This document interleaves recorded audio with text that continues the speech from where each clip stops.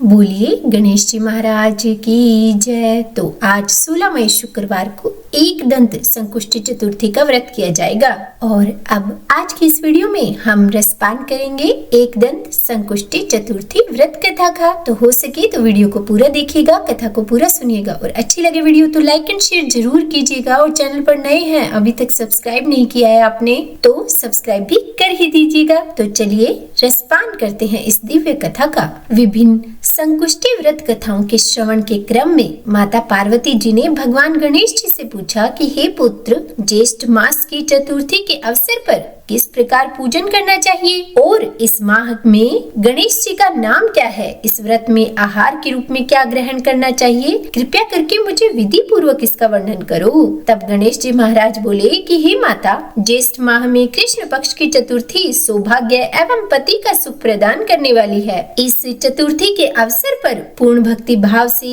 एक दंत नामक गणेश जी की पूजा अर्चना करनी चाहिए। इस व्रत में गणेश जी को शुद्ध घी से निर्मित हलवा, लड्डू, पूरी आदि भोज्य पदार्थ अर्पित करने चाहिए तथा ब्राह्मण भोज के पश्चात ही स्वयं भोजन करना चाहिए। हे माता, मैं इस संकुष्टी चतुर्थी से संबंधित पूजन विधि सहित एक प्राचीन वृत्तांत का वर्णन कर रहा हूँ। कृपया आप भक्ति पूर्वक इसका श्रवण कीजिए। सतयुग में पृथु नामक एक धर्मात्मा राजा शासन करते थे। उनके राज्य में एक वेदज्ञ ब्राह्मण निवास करते थे जिनका नाम दयादेव था। उनके 4 पुत्र थे जो अपने पिता के समान ही वेदों में पारंगत थे। कालांतर में दयादेव ने अपने 4 पुत्रों का पूर्ण वैदिक विधि विधान से विवाह संस्कार कर दिया। विवाह परांत एक दिन ब्राह्मण की 4 बहुओं में से ज्येष्ठ बहू ने अपनी सास से निवेदन करते हुए कहा कि हे माँ, मैंने बाल्यकाल से ही संकट नाशक गणेश चतुर्थी का व्रत किया है। मैं अपने मायके में इस मंगलकारी व्रत को पूर्ण विधि विधान से करती थी, इसीलिए कृपया करके आप मुझे यहाँ भी इस परम कल्याणकारी व्रत को करने की अनुमति दें। अपने पुत्र वधू के वचनों को सुनकर ससुर ने कहा कि हे बहू, तुम सभी बहुओं में ज्येष्ठ हो, तुम्हारे जीवन में किसी प्रकार का कोई भी कष्ट नहीं है, ना ही तुम कोई साध्वी अथवा भिक्षुणी हो,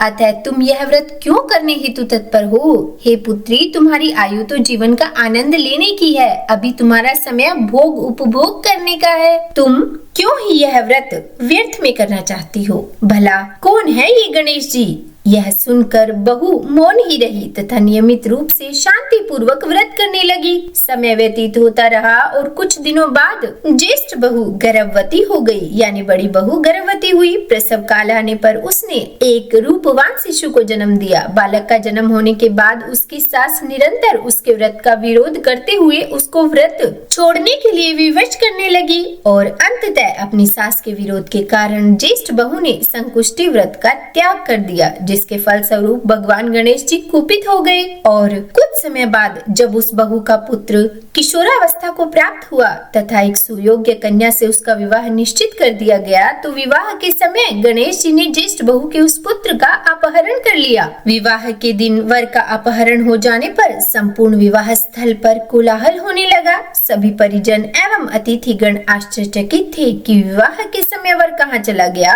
किसने उसका अपहरण कर लिया। और जब यह सूचना ज्येष्ठ बहू को मिली तो वह विलाप करते हुए अपने ससुर जी से बोली कि हे पिताजी, आपने और माताजी ने मुझसे गणेश चतुर्थी का व्रत छोड़ देने को कहा और मैंने यह व्रत छोड़ दिया, जिसके फलस्वरूप ही मेरा पुत्र अंतर्ध्यान हुआ है। यह सुनकर दयादेव के हृदय को अत्यंत ही पीड़ा हुई। ज्येष्ठ बहू की पुत्र वधू भी यह सुनकर व्याकुल हो उठी तथा अपने नवविवाहित पति की कुशलता के लिए प्रत्येक महीने निष्ठा पूर्वक संकट नाशक गणेश चतुर्थी का व्रत करने लगी। तदंतर एक समय एक दुर्बल देहधारी प्रकांड ब्राह्मण भिक्षा मांगने ज्येष्ठ बहू की पुत्र वधू के द्वार पर आया और कहने लगा कि हे पुत्री, मुझे मेरी शुदा शांत करने हेतु भोजन दो। पुत्र वधू ने ब्राह्मण देव का पूजन आदि करके उन्हें आसन दिया और उत्तम भोजन करवाकर वस्त्र दक्षिणा आदि प्रदान किए। उस कन्या की सेवा सत्कार से ब्राह्मण का हृदय प्रसन्न हो गया और वह बोला कि हे सुभगे, हम तुम्हारी ब्राह्मण निष्ठा एवं सेवा सत्कार से बहुत प्रसन्न हैं। मांगो, तुम्हें क्या वरदान चाहिए? मैं गणेश हूँ, जो तुम्हारी निश्चल श्रद्धा एवं भक्ति के कारण इस ब्राह्मण वेश में यहाँ आया हूँ। तुमने भाव पूर्वक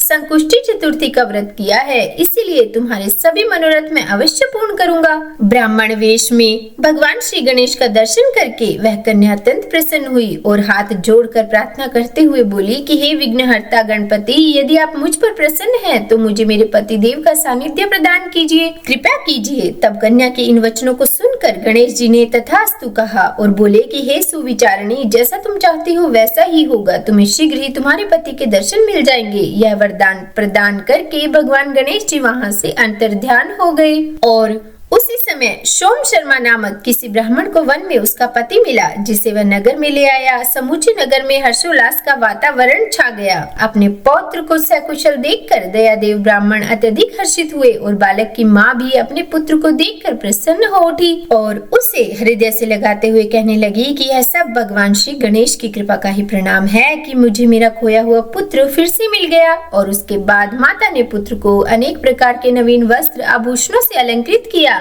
दयादेव भी कृतज्ञ होकर सोम शर्मा को प्रणाम करते हुए बोले कि हे ब्राह्मण देव, आपके अनुग्रह से मुझे मेरा यह पुत्र फिर से मिल गया। आपने हमारे कुटुंब पर बहुत ही बड़ी अनुकंपा की है। तदंतर उन्होंने सोम शर्मा को उत्तम भोजन कराकर वस्त्र आदि प्रदान किए और गौदान किया और फिर उसके बाद पुनः मंडप निर्मित करके पूर्ण विधि विधान से विवाह संस्कार संपन्न किया गया। उस घटना से समस्त नगरवासियों में प्रसन्नता व्याप्त हो गई और वह सौभाग्यशालिनी कन्या भी अपने पति को पाकर बहुत ही अधिक प्रसन्न हुई। ज्येष्ठ माह के कृष्ण पक्ष की चतुर्थी प्राणियों की समस्त मनोकामनाओं को पूर्ण करने वाली है। इस पावन अवसर पर समस्त नर नारियों को गणेश जी की पूजा अर्चना करनी चाहिए। हे माता, जो भी व्यक्ति पूर्ण विधि के अनुसार श्रद्धा भाव से इस व्रत को करता है उसके समस्त मनोरथ सिद्ध होते हैं। भगवान श्री कृष्ण कहते हैं कि हे धर्मराज युधिष्ठिर, भगवान गणेश जी के इस पुण्यशाली व्रत का यही महात्म्य है। हे राजन, अपने शत्रुओं का संहार करने के लिए आप भी इस व्रत का पालन अवश्य कीजिए। तो बोलिए